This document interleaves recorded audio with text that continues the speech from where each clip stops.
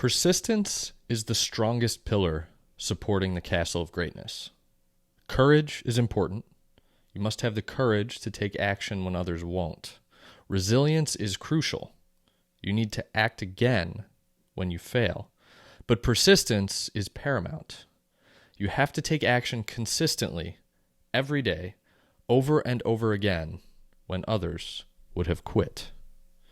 Persistence is a trait you can cultivate. It's a muscle you can strengthen, a habit you can build. Early on your path to greatness, you must persist in everything. As you progress, you'll refine your persistence and point it toward only the right pursuits. But in the beginning, your only concern with persistence should be building it. How you do anything is how you do everything. It's a common yet controversial phrase. I'm not a professional dishwasher, thinks the author. Therefore, my dishes might be dirty, but my prose will be perfect. This is a dangerous mindset, especially early in your career. Since persistence is a muscle that must be built, you can't choose to persist only in the things that interest you. In fact, that is not persistence. It's following your fancy. It's chasing your interests, however fleeting they may be. It's an excuse to not follow through. Early in your career, persist in everything. Do every job as if your life depends on it. Build your persistence muscle by lifting every weight. Only when the muscle is strong can you choose which weights to lift. Then you can pick only the perfect weight while ignoring the others. Then your muscle is ready to be applied to the right lift. Then you can choose the correct pursuit in which to persist. Until then, how you do anything is how you do everything. Until then, you must earn the right to be selective.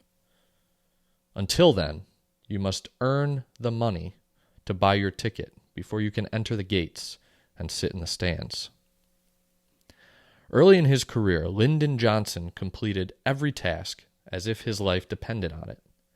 Whether he was campaigning for a local politician, teaching debate to high school students, or answering mail as a congressional secretary, he persisted like no other. His persistence was particularly strong when it came to the mail. In his first job in Washington, LBJ was secretary to Congressman Richard Kleberg. Kleberg was a good old Texas boy. He was more interested in playing golf than playing politics.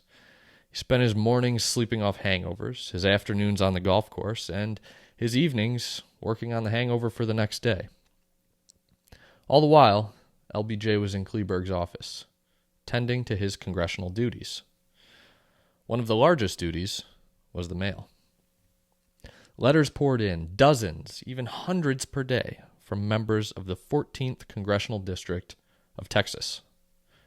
The citizens were asking for jobs, recommendations for West Point, help with their military pensions, all the normal favors a congressman fulfills. Kleberg's office wasn't unique in the mail they received. Most districts were the same. Hundreds of letters every day asking for different versions of the same favors. Kleberg's office was unique in how they responded to the mail. Most offices fell behind in their responses. They simply didn't answer, or they sent a template reply with a pat on the back and an empty promise. But not Kleberg, or should I say, not LBJ. Johnson understood the importance of the mail. The year was 1933. There was no internet. There was no TV. There were limited phone calls, and there was limited air travel. The only way for a congressman in Washington to connect with his constituents in Texas was to respond to the mail. So respond he did. Johnson and his two assistants responded to every single letter, every single day. If the letter arrived on Monday, a response went out on Monday. The lights were on in the Kleberg office well before sunrise, and they burned well after sunset. The whole time, typewriters ticking away, churning out letters. Not only were they replying to every letter, they were custom writing every response. No request received a blanket reply. No task had a template. Each constituent received the care of a mother writing a letter to her son. Unlike the other offices, Johnson's letters didn't contain a pat on the back and an empty promise. They contained action. If a veteran asked for help with his pension, Johnson called the VA and got it sorted out. If Johnson ever thought the mail was getting light, he worked to increase the load. He received every single newspaper printed in Kleberg's district. He'd scan the papers and put check marks next to events worthy of a letter. Birth announcements, business openings, and weddings all received a letter. At the end, they'd pose a question, which often solicited a response, something like, "How am I doing in Washington?" But Johnson didn't stop there. He and his assistants made lists of every high school graduate in the district. Then, they wrote dozens of different letters, so each graduate received a unique congratulation from his or her congressman. The mail was something LBJ could conquer. It was a pursuit in which he could persist.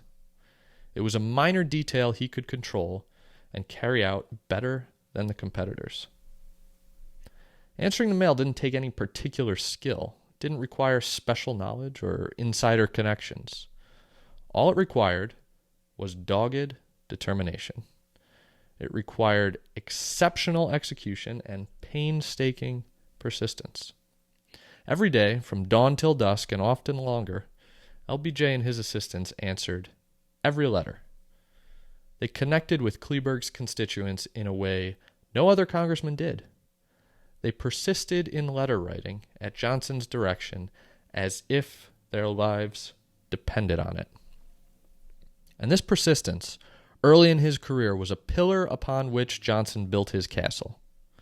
Without his persistence, the initials LBJ wouldn't mean anything to us. But because of his persistence, the initials paint a picture of greatness. Johnson's persistence put him in a seat where few men sit, a category of exceptional accomplishment, the office of United States President.